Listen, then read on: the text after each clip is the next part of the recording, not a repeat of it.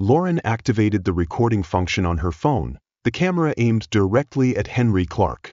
So, just to be clear, she said, her tone calm yet piercing, you're refusing to serve me. Can you explain why? Henry clenched his jaw, his glare brimming with defiance. I don't owe you an explanation. He jabbed a finger toward the door. Leave now or I'll call the cops. Go ahead, Lauren responded, her gaze unwavering. Let the law decide if your actions are justified. What do you think happens next? Follow me to discover the truth and witness Lauren's journey to justice. Lauren Harris strode through the restaurant doors, her confident demeanor commanding attention. Behind the hostess podium stood Henry Clark, his red MAGA hat prominently displayed atop his head. The smug grin on his face grew wider as his eyes landed on Lauren, his posture shifting slightly forward, as if scrutinizing her. Good afternoon, Lauren greeted, her voice calm but resolute. Table for one, please. Henry straightened, a slow, mocking smile spreading across his face. We're fully booked, he said curtly, tapping his fingers rhythmically on the reservation book without even glancing at it. Lauren raised an eyebrow, her gaze sweeping the dining area. At least 6 tables stood empty, their linens untouched, pristine. She gestured subtly toward them. I see a few open spots. Surely you can seat me. Henry leaned over the podium, his eyes narrowing. Those are reserved for the dinner rush. Lauren's tone remained steady. Doesn't look like peak hours to me. Henry's grin deepened, his voice dropping into a cold, dismissive tone. Listen, ma'am, I don't think this is the place for you. Maybe you should try somewhere a little more casual. Lauren straightened, her gaze unwavering. The air seemed to thicken as a few patrons glanced over, some quickly averting their eyes. Excuse me, Lauren said, her voice low but firm. Henry chuckled dryly, waving her off with a dismissive hand. I said we're full. End of story. People like you always make everything a problem.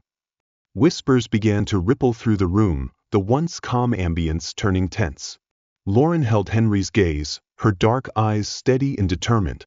I have every right to sit and eat here, and you know it, she said, her voice tinged with restrained anger.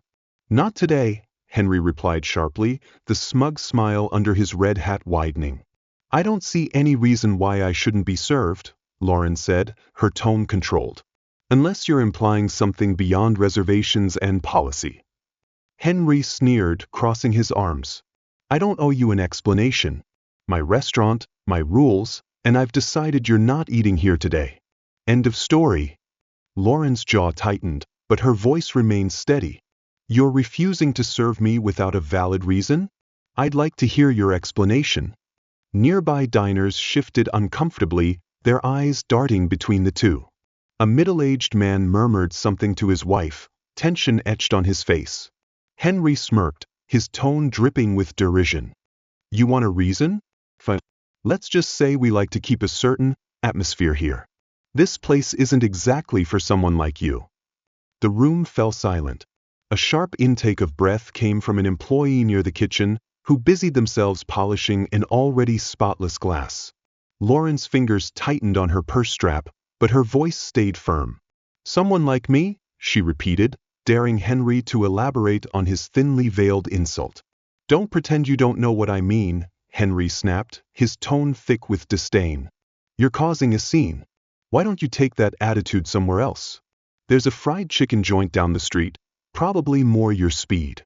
Heat flushed through Lauren's veins, but she kept her composure. She glanced at the diners, many of whom were now fully tuned into the confrontation, their gazes nervous and fleeting. I want your name, Lauren said, pulling out her phone and raising it. And I want you to repeat what you just said, for the record. Henry froze momentarily, his face stiffening before he sneered and pointed at her phone. You think you can intimidate me with that? Go ahead, record me. Post it. I don't care. People are sick of your kind playing the victim all the time. Gasps of shock rippled through the room. An older woman whispered urgently to her companion, He's gone too far this time. Lauren activated the recording feature, the camera squarely aimed at Henry. Just to be clear, she said, her tone measured, you're refusing to serve me because of people like me? Care to clarify? You heard me, Henry barked, his face reddening beneath the brim of his hat. And if you don't get out right now, I'll have you thrown out. Don't think I won't. Lauren smiled faintly, her eyes sharp, the phone steady in her hand. Thrown out for wanting to eat here? Or is there more you'd like to add? The room held its breath. A young server near the podium hesitated, their gaze flickering between Lauren and Henry, unsure whether to intervene. At that moment, Evelyn, Henry's wife, emerged from the office in the back. Her face paled as she took in the scene before her. Get out of here! Henry roared, jabbing a finger toward the door. I'm done wasting my time with you. You're not welcome here. I'll leave when you explain why I'm not welcome, Lauren replied, her voice sharp but calm, cutting through the tense air like a blade. That's it. Henry bellowed, slamming his hand on the podium. I'm calling the cops. The words hung in the air like a threat. Lauren didn't flinch. But call them, she said, lowering her phone slightly but keeping it recording. Lauren Harris stood her ground, her expression calm but resolute. I'll wait right here, she said, her voice quiet but firm, to see if your refusal to serve me based on my race is legal. Henry Clark faltered for the first time, his confidence wavering. His eyes darted to the surrounding patrons, several of whom now watched him with uneasy expressions. You want to play it this way? Henry growled, his voice lower but no less venomous. Fine. You'll regret this. He strode toward the wall-mounted phone, his footsteps echoing in the silent restaurant. Lauren remained still, her phone capturing every moment. The atmosphere was stifling, the hushed murmurs of the diners fading into an oppressive silence. Henry grabbed the phone, his MAGA hat casting a shadow over his tense features. He pressed the receiver to his ear, his eyes glaring at Lauren as if daring her to stop him. You want the cops involved? He spat, his voice trembling with fury. Fine. Let's see how much trouble you like stirring up when they get here. Lauren didn't move, her phone steady, the camera fixed squarely on Henry. Lauren Harris stepped back slightly, her expression calm but unyielding as she faced Henry Clark, whose finger jabbed angrily toward her. His voice, filled with outrage, echoed through the tense dining room. And remember to state clearly the reason you're calling. Henry's finger tightened around the receiver, his knuckles white. His audacity seemed to waver under Lauren's unflinching gaze. Hello? I have a problem at Clark's Grill House, he said, his voice suddenly becoming dramatic, intentionally to make an impression. There's a woman causing a disturbance, refusing to leave despite my repeated requests. She's aggressive and disruptive. Aggressive and disruptive? Lauren repeated, her voice calm yet loud enough to echo in the quiet room. She gently rotated the phone, filming the silent diners, their eyes filled with tension. Henry glared at her, his free hand clenching into a fist. That's right, he growled. She's still filming me, intentionally threatening. Send someone over immediately. He slammed the phone down without waiting for the other end to respond. Lauren crossed her arms over her chest, her voice low but resolute. You just called the police because I want to dine here? You know that's harassment, don't you? Henry let out a dry laugh, his laughter echoing against the restaurant's gleaming wooden walls. Harassment? The one being harassed here. You think you can walk in, disrupt my business, and then play the victim? Not a chance. You refused to serve me because of my skin color, Lauren said, her voice sharp as a knife cutting through the air, and now you're using the police to threaten me. This is not just harassment, it's illegal. Henry's face flushed red, but before he could respond, a diner stood up. A middle-aged woman, her blonde hair neatly styled, carrying a designer handbag over her shoulder, hesitantly spoke up. Excuse me, she said, her voice trembling. I've been sitting here and witnessing everything. Mind your own business. Henry interrupted, his voice sharp like a blade, startling her. This has nothing to do with you. The woman bit her lip, her eyes narrowing but still sat down, casting a sympathetic glance at Lauren. Henry turned back to Lauren, pointing at her. You want to turn this into a racial issue? Fine, I don't care. Call it whatever you want, but this is my restaurant, and I have the right to refuse anyone I like. Lauren pursed her lips, her phone still recording every word he said. Action no. Operate a public business establishment, which means you must comply with anti-discrimination laws. Don't preach to me, Henry cut in. People like you are always looking to cause trouble, always trying to make everything about yourselves. The entire room seemed to hold its breath. Lauren took a step forward, phone still steady, her voice unwavering. And people like you think you can hide racism behind so-called policies. But the law is clear. Discrimination is illegal and you'll pay the price. Henry sneered, his voice lowering to a hiss. Pay the price? You don't scare me. People like me built this country. You should be grateful we're even letting you through the door. A heavy sigh echoed from the back of the room, where Evelyn, Henry's wife, had just stepped out. Her face turned pale as she witnessed the scene before her. She stepped forward as if to intervene but immediately froze when Henry gave her a warning glance. I think you've said enough, Lauren said, her voice calm but sharp. You've just let everyone here know what kind of person you are. The sound of police sirens grew louder from afar. Henry's smile returned, arms crossed, voice full of satisfaction. Looks like your little drama is about to backfire. Lauren didn't blink. Just wait and see. The diners exchanged confused glances as the tension peaked. A couple near the window hurriedly settled their bill and left, not wanting to witness what was about to unfold. The restaurant door swung open, and a police officer stepped in, his gaze sweeping across the room. Lauren turned to face him, phone still recording. Good afternoon, officer, she said, her voice even but clear. I'd like to file an official complaint regarding discrimination and harassment. Henry's face twisted in disbelief. You must be kidding, he stammered, but his voice weakened as the officer's gaze shifted to him, eyebrows slightly furrowing as if silently questioning. Lauren stood her ground, her heart pounding, but her voice remained unwavering. The confrontation had only just begun, and the real battle was about to unfold. Henry Clark hurried forward, pointing directly at Lauren Harris, his voice resounding with anger. I called the police, he declared, eyes blazing. This woman is causing a disturbance, disrupting my business, and refusing to leave after I clearly told her we're fully booked. Lauren took a deep breath, staying calm, raising her phone slightly. Officer, she said, her voice calm yet firm. That's not true. I came here to eat, but he refused to serve me even though there are plenty of empty tables. She gently indicated the clearly unoccupied tables. When I asked why, he clearly stated that decision was based on my skin color. That's slander, Henry shouted, his voice rising in fury. He pointed aggressively toward Lauren, as if wanting to emphasize every word. She's distorting my words. She came in here just to cause trouble, now trying to play the victim. The police officer raised his hand, his voice resolute. All right, both of you calm down. Ma'am, do you have any evidence to support your claim? Yes, Lauren responded confidently, her voice steady as she raised her phone toward the officer. I've been recording since he refused to seat me. He said I don't belong here, and told me to try somewhere more casual. It's all recorded. Henry's face turned bright red, his mouth opened then closed as if searching for a rebuttal. Finally he snapped, This is ridiculous. He turned to the diners, his voice booming. Everyone saw her come in and start causing trouble.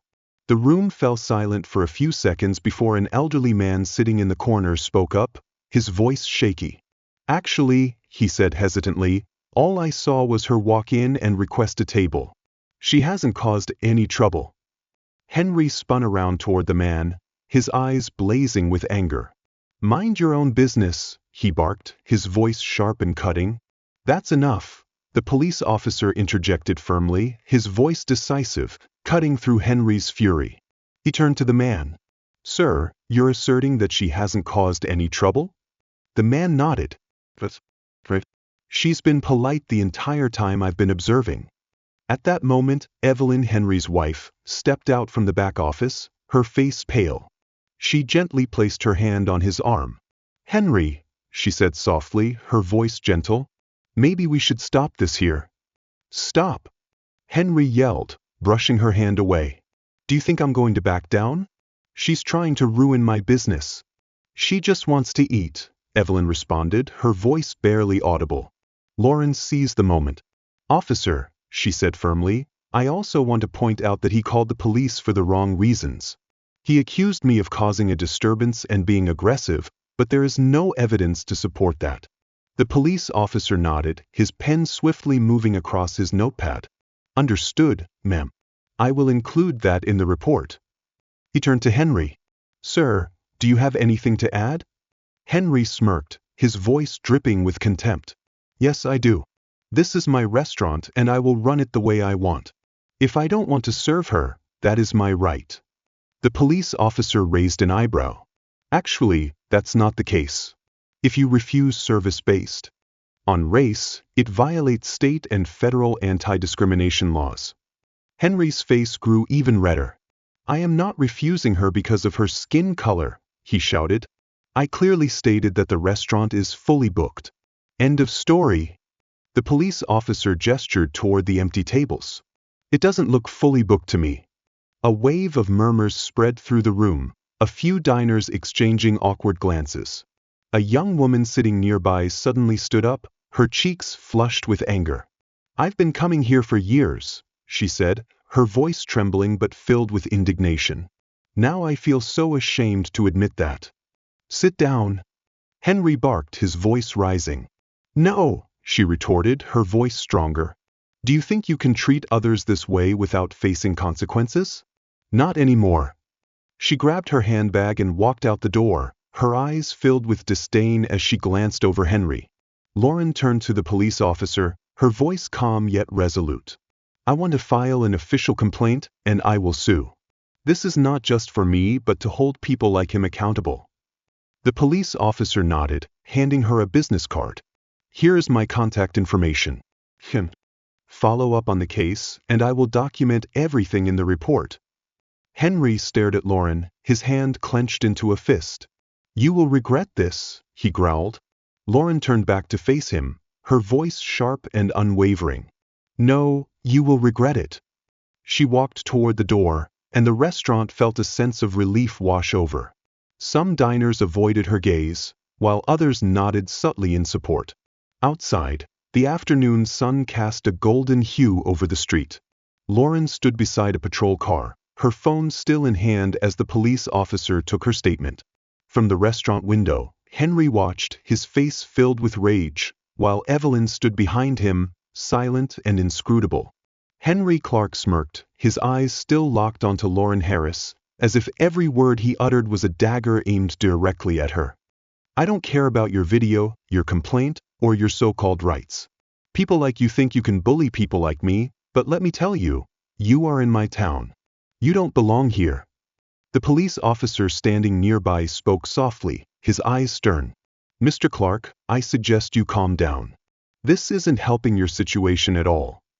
Henry ignored him, his eyes burning with hostility as he looked at Lauren. You think you're so clever, don't you?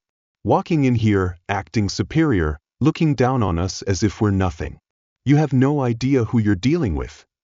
Lauren didn't blink, responding firmly, I know very well who I'm dealing with. A man hiding behind his privileges and ignorance because he's too petty to face the truth. Her words hit Henry like a slap in the face, his hand twitching as if to strike. The police officer immediately stepped between them, his voice firm. Enough, Mr. Clark. Step back now. Henry trembled, pointing a finger at Lauren, his voice faltering with rage. You should be careful. People like you always go too far, and one day, you'll get what you deserve. A small crowd began to gather, curious passers-by drawn in by the commotion. Lauren noticed the astonished and disgusted looks in the crowd but kept her focus on Henry. Is that a threat? She asked, her voice sharp as a knife. Henry paused, realizing he had overstepped. That's the truth, he said through gritted teeth, stepping back a step but his eyes still filled with malice. People like you think you're untouchable. All right, let's see what happens when this town turns its back on you. The police officer stepped closer, his voice growing even more resolute. Enough, Mr. Clark. This is your final warning. If there are any more aggressive actions, I will have to intervene. Henry laughed derisively, throwing his hands up as if everything was meaningless. Oh, of course you're on her side now.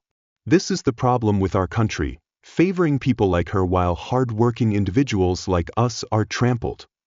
The crowd's murmurs grew louder, a few shaking their heads in disbelief. A young woman in workout clothes pulled out her phone, pointing her camera at Henry, muttering, "Unbelievable." "The more you do, the deeper you sink," Lauren said, her voice calm but strong enough to cut through Henry's anger. "Now everyone can clearly see what kind of person you are. You can no longer hide behind your restaurant, money, or slogans." Henry's hands clenched tightly at his sides, his face contorted with unspent anger. The police officer stepped closer, placing a hand on his waistband. "Mr. Clark, this is your final warning. Leave now, or I will have to detain you." Henry glared at the police officer with contempt but eventually stepped back, his chest heaving from unresolved rage. He pointed at Lauren one last time, his voice booming, "This isn't over." He turned and stormed into the restaurant, the door slamming shut behind him, easing the tension in the crowd. A few people began to disperse, while a young woman remained standing, holding her phone, stepping closer to Lauren. "I have recorded everything," she said, her voice full of remorse. "If you need more video for the lawsuit, I will send it to you." "Thank you very much," Lauren replied, offering a faint smile. She took a deep breath, feeling her heart still pounding after the confrontation. The police officer turned to Lauren, his gaze softening. "Are you all right?" he asked. "I'm fine," Lauren responded, her voice having regained its composure. "I've faced people like him before. But this time, I will ensure he is held accountable." The police officer nodded, his tone becoming professional. "If you need anything else for the complaint, feel free to contact me. And be careful. He seems unstable." Lauren nodded in gratitude, her eyes filled with determination. As she walked away, she could clearly feel the weight of recent events, but instead of fear, she felt only steadfastness. This was no longer her battle alone, it was a fight for justice, for all those who had ever been mistreated like her. The next day, Lauren sat in the office of Anna Reed, sunlight streaming through the tall window frames, illuminating the desk cluttered with law books and case documents. Anna, a sharp attorney specializing in discrimination cases, leaned over to watch the video on Lauren's phone. Henry's furious shouts echoed in the small room, each word unmistakable. "This is a clear case," Anna said, pausing the video. "Racism, verbal harassment, and even threats. He has left all the evidence we need to build the case." Lauren crossed her arms over her chest, her gaze resolute. "I don't just want compensation. I want to ensure he cannot treat anyone else like that again." Anna nodded, quickly jotting notes in her notebook. "We will start with the State Human Rights Commission, compel them to open an official investigation, and place his business under immediate supervision. Once that's done, we will prepare a civil lawsuit.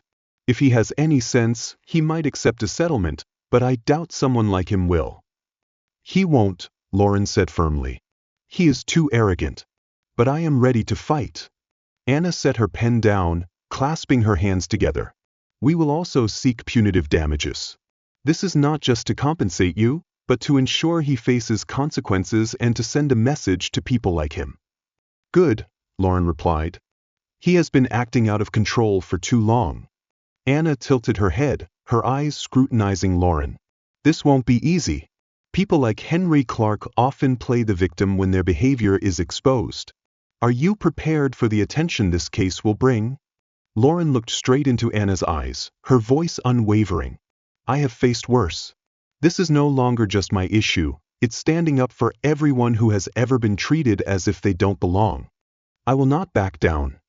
Anna smiled gently, pushing a stack of documents across the desk. "Then let's get started." Evelyn entered the room, her voice gentle but full of determination.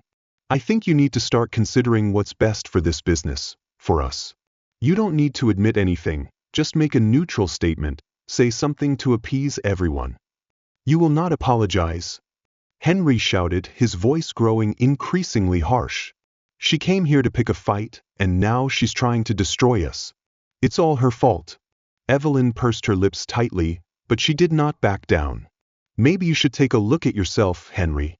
You don't need to humiliate her like that. You could treat her like any other customer, but you didn't. And now we have to pay the price. You treated her exactly how she deserves. Henry roared, slamming his fist hard onto the table. This is my restaurant, and no one can teach you how to run it. Evelyn shook her head slowly, her voice lowering but filled with exhaustion. You are too arrogant to see what's happening. You are digging your own grave, Henry. Henry turned back towards the window, staring intently at the increasingly large group of protesters outside. Signs reading "Racism has no place here" and "Justice for Lauren" were held high, chants echoing through the thick glass, growing louder each moment. Just let them protest, Henry muttered disdainfully. They will get bored and leave. Always the same. But deep inside, Evelyn knew that wasn't true. She could see the truth clearly, despite Henry's stubborn denial. That evening, Lauren sat on the sofa, her laptop open on her lap, messages flooding her inbox. Her video had gone beyond her personal social media, shared by local news channels, activists, and even national platforms. The comments, though overwhelming, were a source of motivation for her. "Thank you for standing up," one person wrote. "We need more people like you to fight against this hatred." "Stay strong," another person messaged. "You are making a difference." Lauren scrolled through the messages, each line embedding itself into her determination. This was no longer just her fight. It was a battle for all those who had been forced into silence, humiliated, or told they didn't belong. She closed her laptop, leaning back, her mind filled with plans for the road ahead. Henry Clark thought he could intimidate her, make her stay silent and leave unscathed. But he was about to learn what it means. To face the consequences of his actions. Protests outside Clark's grill house were growing stronger each day. From a small group of a few people, the crowd now spilled onto the sidewalks, chants echoing from several blocks away. Signs reading "Racism ends here" and "Justice for Lauren" soared high above the heads of local residents, activists, and even curious onlookers. Henry stood in his office, his jaw clenched as he looked out the window towards the crowd. The once spotless reputation of the restaurant was now crumbling. The lunchtime patronage had dwindled to just a few loyal customers, but even they glanced around nervously, afraid to be associated with him. "Henry, you can't keep ignoring this," Evelyn's voice rang out, breaking the tense silence. Her tone mixed urgency and exhaustion, her hands clasped in front of her chest. "This is not just an image issue, it's a disaster. We are losing money every day." Henry did not look away from the window, his fingers tapping nervously on the glass frame, muttering, "I will not bow down to them." "You are not yielding, but you're also not doing anything," Evelyn nearly shouted, her voice soaring. "The phone keeps ringing with complaints. The staff are panicking, and half of our suppliers are threatening to terminate cooperation." Finally, Henry turned back to look at Evelyn, his face as hard as stone. "What do you want me to do, Evelyn? Kneel down and apologize to her and admit that I was wrong, when I haven't done anything wrong?" Evelyn let her hands drop, exhaling in frustration. "I want you to salvage what remains of this business before there's nothing left to save." Henry sneered contemptuously, pointing towards the window. "They will get bored. The media will find another story, and everything will blow over." Evelyn pointed emphatically towards the window, her eyes blazing. "Look, does it look like everything is blowing over?" Henry did not respond. He turned back to look through the window, clenching his fists as his gaze fixed on the crowd. Lauren stood among the protesters, her phone in hand as she recorded the surrounding scene. The energy from the crowd seemed to transfer to her, the cheers and raised voices starkly contrasting the isolation she felt when facing Henry. Now, she was no longer alone. From a distance, she recognized Sarah Bennett, a local journalist, weaving through the crowd with a microphone in hand. When Sarah saw Lauren, she waved her over. "Lauren Harris?" her voice warm yet professional. "Yes, that's me." Lauren nodded, her voice steady. Sarah signaled to her film crew, who quickly adjusted their equipment. "Could you say a few words for us? Your story has garnered a lot of attention, and people want to hear directly from you." Lauren hesitated for a moment, then nodded. She stepped into the frame, the cheers from the crowd becoming the backdrop. Sarah raised the microphone, her eyes fixed intently on Lauren. Your video about the incident at Clark's Grill House has gone viral, sparking protests and strong reactions everywhere. Could you share why you decided to stand up? Lauren looked straight into the camera, her voice calm yet resolute. I stood up because what happened to me was not only wrong but also illegal. No one deserves to be treated differently because of their skin color, especially in a place that claims to welcome the public. This fight is not just for me, but to hold people like him accountable and to ensure that no one else has to go through the same thing. Sarah nodded, her eyes becoming contemplative. What do you hope to achieve through this fight? I want accountability, Lauren replied, her voice firm. Not just from Henry Clark, but from everyone who enables this behavior. And I want people to know that they have the right to stand up against discrimination, wherever it happens. Sarah smiled gently, lowering the microphone. Thank you, Lauren. Your courage is an inspiration to many. As the interview concluded, Lauren felt a light touch on her shoulder. She turned around to see a young girl holding a sign that read, "Your fight is our fight too." The girl's face was flushed, her voice trembling as she spoke. Thank you for doing this, the girl said. My mother went through something similar a few years ago, but she didn't have the strength to stand up and fight. Seeing you stand strong like this, it means a lot to me. Lauren smiled, feeling a lump in her throat. Thank you, she said softly.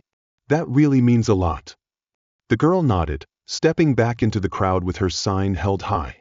Lauren turned back to look towards the restaurant, her eyes resolute as she spotted Henry standing behind the window.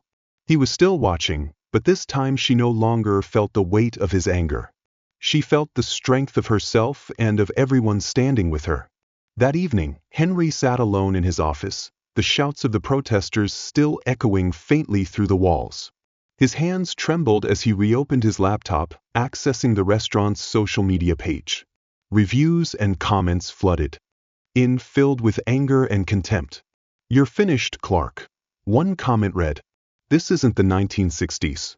We won't tolerate this anymore." Another comment said, "Apologize and resign. That's the only way to save yourself." Henry slammed his laptop shut, his chest heaving. He didn't know how much longer he could endure, but his pride wouldn't allow him to back down. With the protesters' shouts still echoing outside, Henry's world felt increasingly confined, as if walls were closing in on him. By the fifth day, the protests outside Clark's Grill House reached a climax. The crowd spilled into the streets, chants drowning out even the traffic noise. Signs reading "Racism ends here" and "Justice for Lauren" were held high above the increasingly fervent crowd. News crews lined the sidewalks, capturing every moment of the confrontation between Henry Clark and the community. Inside the restaurant, Henry's patience finally ran out. He couldn't stand the silence in the empty dining room, the angry calls from former customers, or the relentless shouts piercing through the walls. The protesters had taken everything from him: his business, his reputation, his control. And now they stood outside, mocking him. Enough! Henry growled, forcefully slamming his hand down on the reception desk. Without hesitation, he rushed toward the front door, Evelyn hurriedly following behind. "Henry, don't do this," she called after him, her voice tinged with panic. "This won't help anything." He ignored her, forcefully pushing the door open until it slammed against the brick wall outside. The crowd turned around upon hearing the noise, their chants pausing as they saw him. Henry's red MAGA hat gleamed in the twilight, like a beacon of defiance and rage. "Do you all think this is fun?" Henry growled, advancing, his voice cracking as he pointed at the crowd. "Do you think you can stand here, waving those signs, and destroy me? You are nothing but a bunch of idle leeches." The crowd erupted, their chants resounding loudly. "Shut it down! Shut it down!" they chorused in unison. Henry's face flushed deeper. He stomped forcefully toward a young protester holding a sign that read, "Justice for Lauren." "Do you think you're a hero?" Henry snarled. "You know nothing about me, about my restaurant. You're just a follower of the crowd." The young man did not back down, his hand still firmly holding a phone that was recording Henry's outburst. "The whole world knows who you are," he replied, his voice calm but steady. "Shut up," Henry shouted loudly, his hand jerking forward as if to snatch the phone. The young man flinched slightly but did not move, his gaze still fixed on Henry's face. "Step back," another protester yelled, inserting herself between Henry and the young man. It was a middle-aged woman, her face full of determination. "You cannot intimidate us." "I am not threatening you," Henry bellowed, his voice trembling. "I am trying to save my business, to save my life. But you don't care. You just want to destroy everything I've built." "Destroy, huh?" the woman retorted sharply. "You are the one who humiliated a black woman in front of all the customers in your restaurant. You are the one who caused this." The crowd applauded in agreement, their shouts resounding once more. "Shut it down! Shut it down!" Henry spun around, both hands raised as if to silence everyone. "You don't understand," he shouted loudly, his voice choking. "She came here to pick a fight. She wanted this to happen. She wants you to refuse service, insult, threaten, and call the police?" the young man asked, his eyes full of astonishment, still holding the recording phone. "Is that what you think?" Henry roared. "You don't know what it feels like to work hard all your life, to build everything from scratch, only to have it destroyed by outsiders." The crowd fell silent for a moment, Henry's words slicing through the air like a knife. A voice rose from the end of the crowd. "Outsiders? What do you mean?" someone shouted loudly. Henry realized his mistake too late. His mouth opened, but no words escaped. The crowd surged forward, their voices growing louder, angrier. "Racism," one person shouted. "Apologize immediately," another yelled. Henry took a step back, the defiance on his face gradually fading, replaced by desperation. "You don't understand." His voice broke, shattering. "I have no intention to apologize," Henry growled, his voice overpowering the shouts outside. "Apologize! Apologize!" the crowd chorused, their voices rising, stronger. Evelyn stepped out of the restaurant, grasping Henry's hand, her voice stern. "Henry! Stop it!" she spoke softly but urgently. "You're making everything worse." Henry jerked his hand away, turning to look at Evelyn with eyes full of rage. "I will not apologize to them," he yelled. "I did nothing wrong." Nearby police officers approached, hands resting on their belts, one gesturing to calm the crowd. "Everyone, please remain peaceful," the officer said, his voice rising above the noise. The protesters stepped back slightly, their shouts continuing but less intense. Henry, his chest heaving, stared intently at the crowd one last time before quickly turning and stepping into the restaurant. Evelyn silently followed, her face pale with anger and disappointment. Inside, Henry slammed the door shut and leaned against it, his breathing uneven and rapid. "They can't win," he muttered, as if speaking to himself. "They can't destroy me." Evelyn crossed her arms over her chest, her gaze cold as she looked at him. "You have already destroyed yourself, Henry," she said, her voice soft but heavy with meaning. In the days leading up to the court trial, Anna's office resembled a battlefield. Files and documents were strewn across the large conference table, each piece of evidence carefully reviewed and categorized. Lauren sat at the end of the table, her laptop open, watching the video countless times. Henry's shouts, his venomous words, and his sarcastic smiles were etched deeply into her memory. Anna paced the room, flipping through pages in her notebook as she outlined the strategy.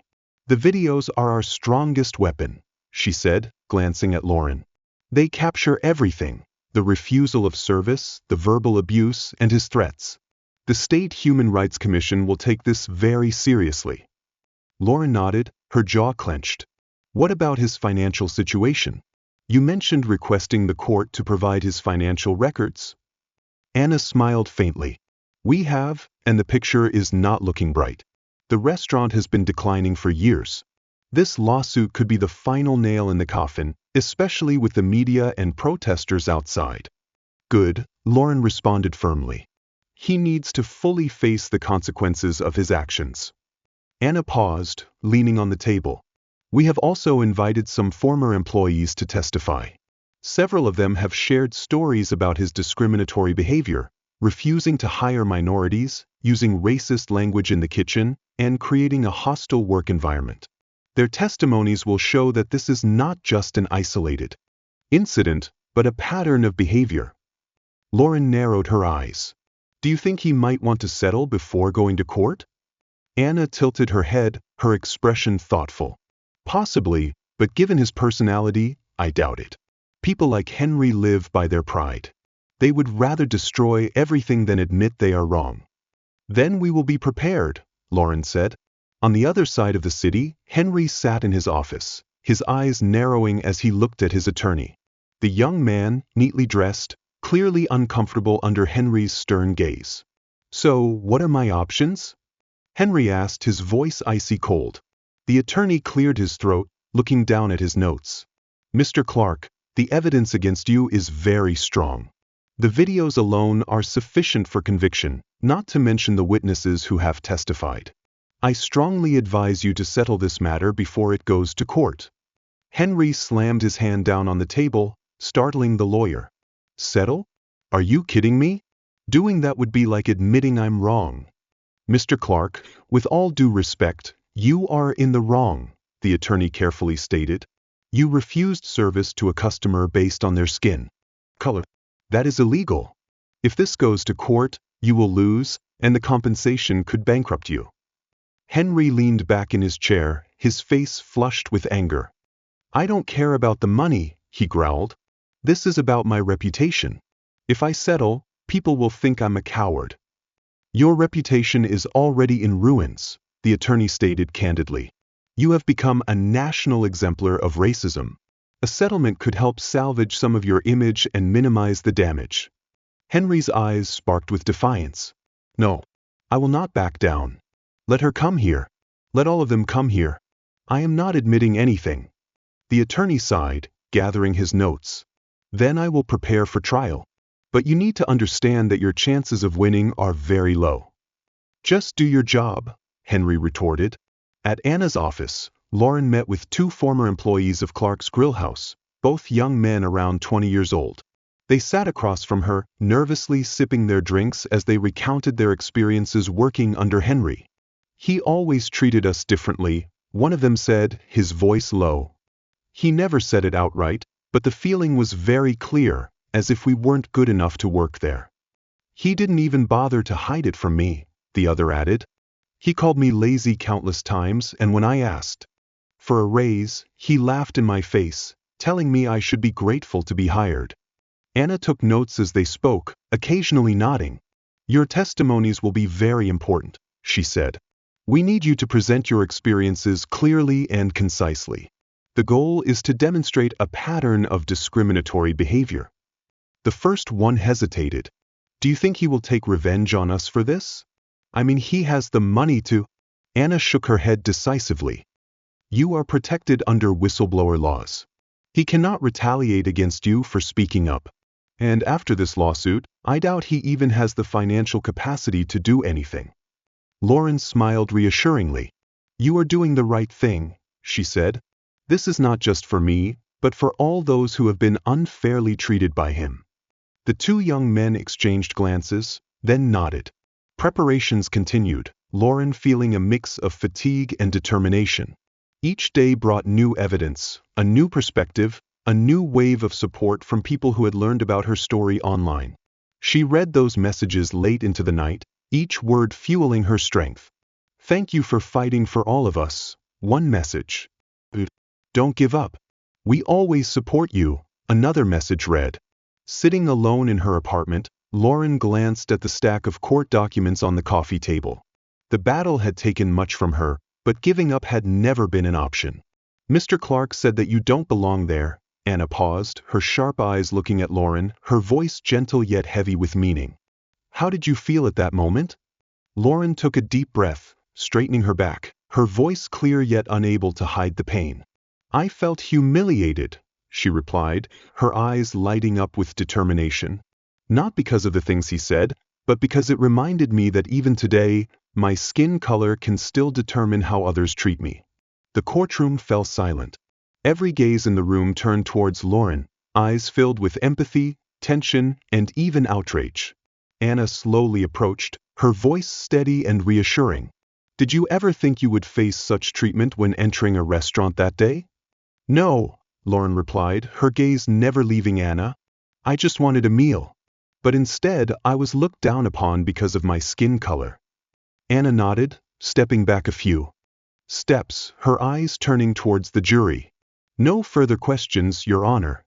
Lauren left the witness stand, walking slowly but confidently. As she sat down, her eyes scanned Henry, who was sitting rigidly, his gaze full of rage yet tinged with confusion. The trial continued with testimonies from other witnesses, including former employees like Jordan Carter's, who recounted stories of Henry's discriminatory behavior. The evidence, from videos to testimonies, gradually painted a clear picture of his conduct. As the trial neared its end, Henry's attorney stood up, attempting to shift the tide. Ladies and gentlemen of the jury, he began, his tone confident but clearly defensive. We cannot allow a small misunderstanding to ruin the career of a hardworking man who has spent his entire life building a business from the ground up. Anna immediately stood up when it was her turn to rebut. Ladies and gentlemen of the jury, she said, her voice firm. This is not a minor misunderstanding. This is clear discriminatory behavior, violating the law and the fundamental principles of humanity. On the day of sentencing, the courtroom was packed. The atmosphere was tense as the judge read the verdict. The jury has reached the conclusion that the defendant, Henry Clark, is guilty of unlawful discriminatory practices. The court orders the defendant to compensate for damages and to issue a public apology to the plaintiff, Lauren Harris. Whispers filled the courtroom, many nodding in agreement. Henry sat silently, his face flushed, hands clenched. In contrast, Lauren exhaled softly, her eyes shining with pride and relief. She had fought not only for herself but also for all those who had been unjustly treated. Henry finally had to face the consequences he had always tried to avoid. Truth and perseverance had prevailed, sending a powerful message that no one is above the law. Can you recount what happened? Anna asked, her voice calm yet weighty. Sarah Bennett nodded, her eyes sweeping the room before refocusing on Anna. The crowd remained peaceful, she began, her voice clear. They chanted slogans, holding up signs against discrimination. But when Henry Clark stepped out of the restaurant, the situation changed. He became enraged, shouting loudly and criticizing the protesters, calling them leeches and vandalizers. This further agitated the crowd, but they did not respond with violence. They continued chanting, demanding that he be held accountable. Anna nodded, her eyes stern. Can you confirm that Mr. Clark's actions further incited tension, correct? Yes, Sarah affirmed. He did not attempt to calm the situation. Instead, he made things worse. Anna took another step towards the witness stand. From a journalist's perspective, what do you think made this story spread and attract so much attention? Sarah took a deep breath before responding. Because this is not just a story about a woman being denied service in a restaurant. This is a symbol of a larger issue, discrimination and irresponsibility. The video that Lauren Harris recorded clearly shows what happened, undeniable. It resonated with many because they realized that this could happen to anyone. Anna paused, letting Sarah's words linger in the air before continuing. No further questions, Your Honor. Sarah Bennett stepped down from the witness stand, her eyes confident. Meanwhile, Henry sat rigidly at the defendant's table, his jaw clenched, his hands incessantly tapping on the table. Henry looked towards his attorney as he stood up and walked to the witness stand. Ms. Bennett, you are a journalist, he began sharply. Your job is to create stories that capture attention, isn't it? Sarah maintained her gaze, her voice unwavering. My duty is to report the truth. But isn't it true, the attorney emphasized, that your story garnered more attention by being dramatized? Sarah raised an eyebrow, keeping her tone calm. I do not need to dramatize this story. What Mr. Clark did speaks for itself. The attorney paused, his eyes flashing with disappointment at Sarah's steadfastness. No further questions, he stated, returning to his seat. The trial continued with other testimonies, each piece of evidence gradually constructing an undeniable picture of Henry's behavior. As the trial neared its end, the atmosphere in the courtroom was heavy and tense. Henry, once unshakably confident, now clearly appeared exhausted and anxious. Across the room, Lauren sat upright, her eyes determined, her heart pounding. This was no longer just her fight. It was an opportunity to effect change, to prioritize justice and accountability. Anna placed a gentle hand on Lauren's shoulder, her eyes conveying pride. "We've done everything we could," she whispered. Lauren nodded, feeling the tension within her ease slightly. But she knew that the final verdict would truly determine everything.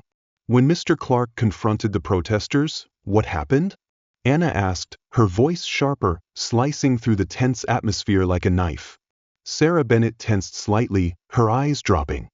"He stepped out of the restaurant, shouting loudly, clearly agitated," she said. Mr. Clark accused the protesters of deliberately sabotaging his business and yelled things like, "You people don't belong here."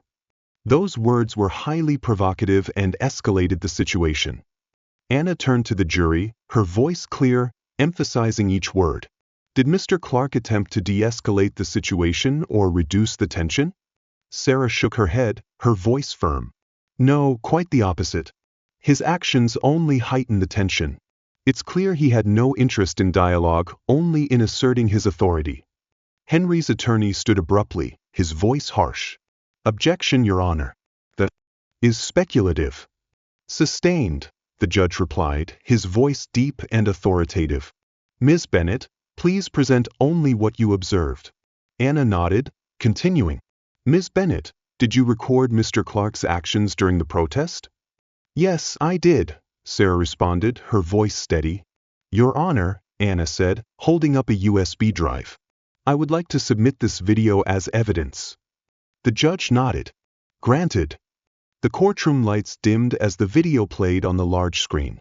Henry's voice echoed from the speakers, filled with anger, his face contorted as he shouted at the protesters. The phrase, "You people don't belong here," rang out clearly, causing both the jury and the audience to gasp in surprise. Anna stopped the video, turning back to look at Sarah. "Is this what you witnessed that day?" "Yes," Sarah affirmed. "This is exactly what happened." "No further questions," Anna stated, returning to her seat. Henry's attorney stood, his face hard as he approached the witness stand. "Ms. Bennett, as a journalist, isn't it your job to tell stories in a way that captures attention?" Sarah pursed her lips, her voice calm yet resolute. "My duty is to report the truth." "But isn't it true," he pressed, "that the protest was highly tense even before my client stepped out? The crowd was loud, disorderly, and aggressive, isn't that right?" "The crowd was very enthusiastic," Sarah responded, her eyes unwavering. "But they remained peaceful until Mr. Clark exacerbated the situation." The attorney's voice grew colder. "Is there a possibility that the video you provided has been edited to make my client look as bad as possible?" Sarah did not blink. "The video is unedited. What you see is exactly what happened." The attorney's mouth twitched slightly, but he nodded curtly. No further questions. Sarah left the witness stand, her composure intact as she returned to her seat. Anna stood once more, her voice unwavering. "Ladies and gentlemen of the jury, we would like to call our final witness, Jordan Carters." Jordan, a former employee who had previously testified, stepped up to the stand looking both anxious and resolute. After taking the oath, he clenched his hands tightly, his eyes fixed on Anna. "Jordan," Anna began, her voice gentle yet confident. "In your previous testimony, you spoke about your experience working under Mr. Clark. Can you elaborate on how he treated minority employees?" Jordan took a deep breath. "He treated us like we didn't belong there," Jordan said, his voice low but weighted with emotion. "He called us lazy, assigned us the hardest jobs, and criticized us for things he ignored in other employees." Anna nodded, her gaze encouraging. "Did Mr. Clark ever use racially discriminatory language?" Jordan lowered his head, his voice softening. "Yes. He used slurs when he thought no one was listening." And he joked once that certain people shouldn't work in places like this. A ripple of murmurs spread through the courtroom, the jury exchanging tense glances. Anna took a step closer to the stand. "Jordan, why have you chosen to testify today?" Jordan lifted his head, his voice louder, clearer. "Because I'm tired of staying silent. People like him think they can keep getting away with this, but they can't. It's wrong and it has to stop." Anna nodded, her tone dropping to a solemn note. "Thank you, Jordan." No further questions. On the final day of the trial, the tension in the courtroom was almost suffocating. Every seat was filled, reporters scribbling furiously in the back row. Lauren sat at the plaintiff's table, her hands resting lightly on her lap, striving for composure even as her steady breathing betrayed her nervousness. Across the room, Henry slumped in his chair, his shoulders drooping, his face gaunt, markedly diminished from the confident man he had been at the start of the trial. His confidence had been eroded by the relentless presentation of irrefutable evidence. The judge peered over his glasses, addressing the courtroom. "Counsel, are we ready to present closing arguments?" Anna stood, smoothing her jacket before approaching the jury. Her voice was even, yet every word carried undeniable power. "Ladies and gentlemen of the jury, you have heard the testimonies. You have seen the evidence. This case is not merely about a single instance of discrimination. It is about accountability, fairness, and the courage to stand against injustice." She gestured subtly toward Lauren, her eyes filled with resolve. "My client did not ask for this fight," Anna continued, her voice echoing in the charged silence of the courtroom. "She entered Clark's Grill House that day seeking nothing more than a meal, not a confrontation. She was polite, calm, and reasonable. But instead, she was met with hostility, humiliation, and an effort to strip her of her dignity, all because of the color of her skin." Anna paced deliberately, her footsteps punctuating her words. "Mr. Clark has tried to frame his actions as a misunderstanding, but the evidence tells a different story. The video, the testimonies of former employees, and even his own words paint a clear picture. A man who believed he could treat others differently because of their race. This is not only morally wrong, it is against the law." She turned to face the jury, her voice softening but retaining its strength. Lauren Harris stood up not just for herself, but for everyone who has ever been told they don't belong. "Your decision today has the power to send a message that such behavior will not be tolerated." Anna returned to her seat, her expression resolute as she sat beside Lauren. Henry's attorney rose, adjusting his suit jacket as he approached the jury. His face was tense, his tone defensive. "Ladies and gentlemen of the jury," he began, "we have heard many allegations in this trial, but let us not lose sight of the truth. My client is a small business owner who has dedicated his life to building his restaurant. That day, he made a decision that may have been misunderstood, but it was not driven by racism." He pointed toward Henry. "Mr. Clark has faced an onslaught of criticism from the media, protests, and threats to his livelihood over this incident. He is not a perfect man, but he is not a racist.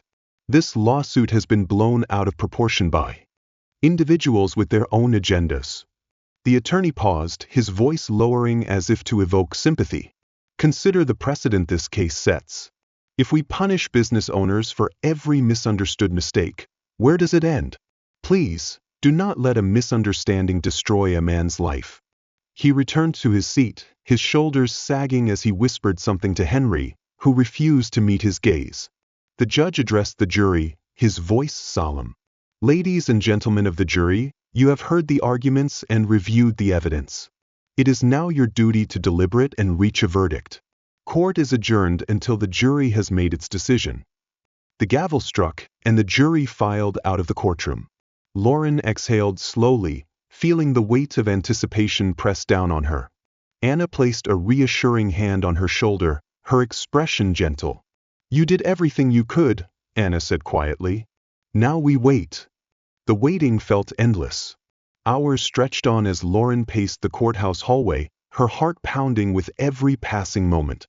Across the hall, Henry sat slumped, staring at the floor, while his attorney murmured into his ear, Finally, a court officer emerged, his face expressionless. "The jury has reached a verdict," he announced. Everyone returned to the courtroom in hushed anticipation. Lauren sat down, gripping the edge of the table tightly. The jury foreperson stood, holding a piece of paper, his voice steady yet firm. "In the matter of Harris versus Clark, we find the defendant, Henry Clark, guilty of unlawful discrimination and harassment." The words rang like a bell in the courtroom. Lauren felt a wave of relief and vindication wash over her, her eyes welling with tears as Anna nodded in affirmation. The judge continued.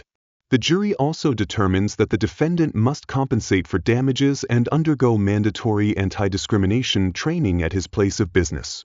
A murmur spread through the courtroom as Henry slumped in his chair, his face pale, his hands trembling.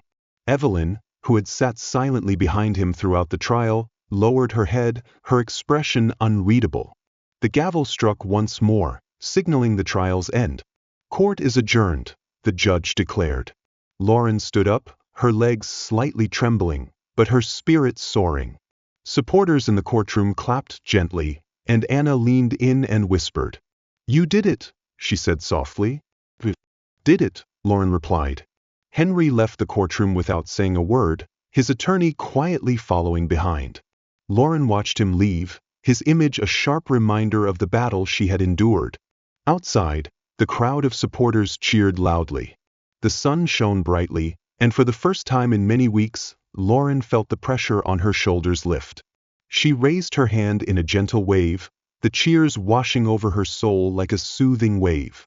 This was not just her victory, it was a triumph for everyone who believed in justice. She stepped onto the courthouse steps, the air around her buzzing with energy. Signs reading "Justice for Lauren" and "Racism has no place here" fluttered in the wind.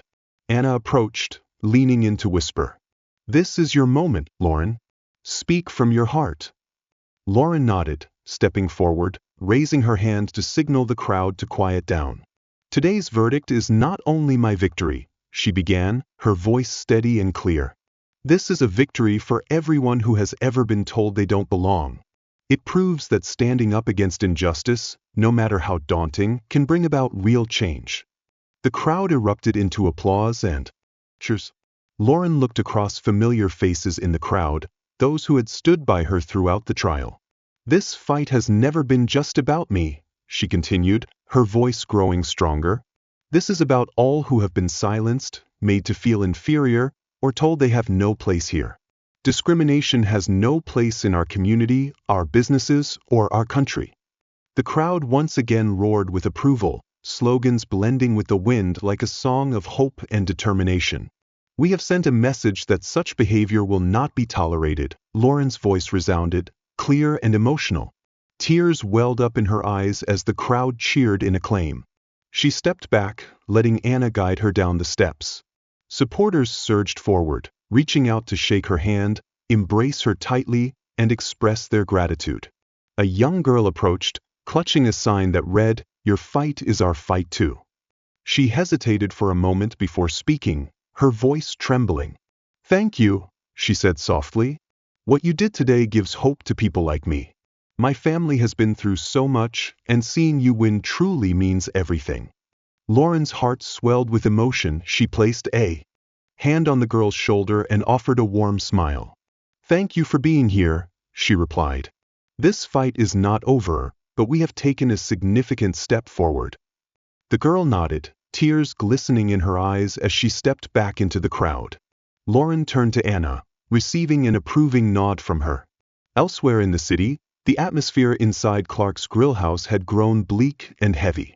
The once bustling restaurant was now dark and empty, chairs neatly stacked on tables, and the gleaming bar untouched. Henry Clark stood behind the counter, his hands clenched tightly on the tabletop, his gaze fixed sorrowfully on the empty space. The verdict was a public humiliation, but the financial consequences were far worse. Customers abandoned the restaurant, suppliers cut contracts, and the bank froze his accounts. The business he had spent decades building was collapsing before his eyes. Evelyn entered silently, clutching a file and a stack of bills. She placed them on the bar, sighing. "The bank called back," she said wearily. They have officially repossessed the loan. And the suppliers, they've left too. We have no other options." Henry did not respond, his gaze still fixed on the bar. His jaw clenched tightly, hands white from gripping the countertop. "You have to face the truth, Henry," Evelyn continued, her voice softening. "This is over. The restaurant cannot recover from here." Henry's voice was a low growl filled with resentment. "Unfair," he muttered. "Lauren destroyed everything. She made everyone turn their backs on me." Evelyn's patience had finally run out. "No, Henry, you did this to yourself," she said, her voice rising, filled with anger. "You were the one who refused service to her, you were the one who humiliated her. And instead of apologizing, you wallow in arrogance and hatred. She did not force you to say those things. She did not force you to shout at the protesters. It was your choice. And now you are paying the price." Henry glared at Evelyn, but he could not respond. He turned away, his shoulders heavy under the weight of her words. Evelyn took a deep breath, her voice softening. "You are losing everything, Henry. The restaurant, the community's respect, and perhaps even me. But this is not just about what you have lost. It is about what you could have saved if only you had swallowed your pride." Henry did not reply. He stood there, staring out the darkened street outside, his reflection on the glass door like a ghost of the man he used to be. In her apartment, Lauren sat on the sofa, the silence starkly contrasting with the chaos in the courtroom. She set down her bag and leaned back, sighing. For the first time in many weeks, the tension in her chest began to dissipate. Her phone buzzed on the coffee table, its screen lighting up with a flood of messages. Lauren picked it up and scrolled through, her heart warming as she read each message of encouragement and congratulations. "You are an inspiration, Lauren. Thank you for standing up for what is right. This is a victory for all of us." One message made her pause. "You are not just fighting for yourself. You have fought for all of us. Thank you." Lauren set her phone down, tears welling in her eyes. She had started this fight to seek justice for herself, but along the way, it had become so much more. It was about showing everyone that they do not have to accept injustice, that they have a voice and the power to make it heard. The next morning, Lauren met Anna at a small cafe near the courthouse. The two women sat by the window, steaming cups of coffee between them as they reviewed the case. "What now?" Lauren asked, stirring her coffee gently, her voice contemplative. Anna leaned back in her chair. "Clark's Grill House will be subject to mandatory anti-discrimination oversight. But that doesn't matter much anymore. I doubt the restaurant can survive another month. Their reputation is gone, and the compensation he owes will be the final blow." Lauren nodded, her expression thoughtful. "But this is not just about him," she said softly. "It's about the significance this lawsuit holds. If it motivates others to stand up, then it's all worthwhile." Anna smiled. "You did that. You showed everyone that standing up against injustice can bring about real change. You made a difference, Lauren." Lauren responded with a smile, raising her coffee cup gracefully. "For change," she said. Anna clinked her cup with hers. "And for holding everyone accountable."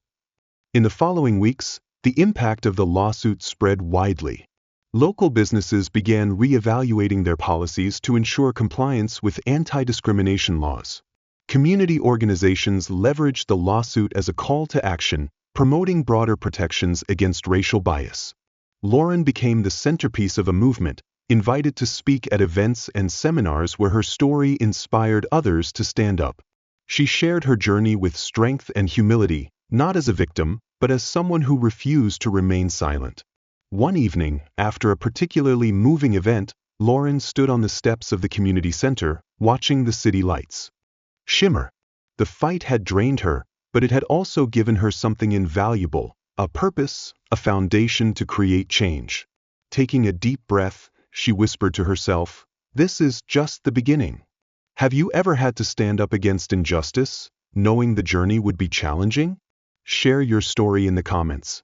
Who knows, your voice might inspire someone searching for the courage to act.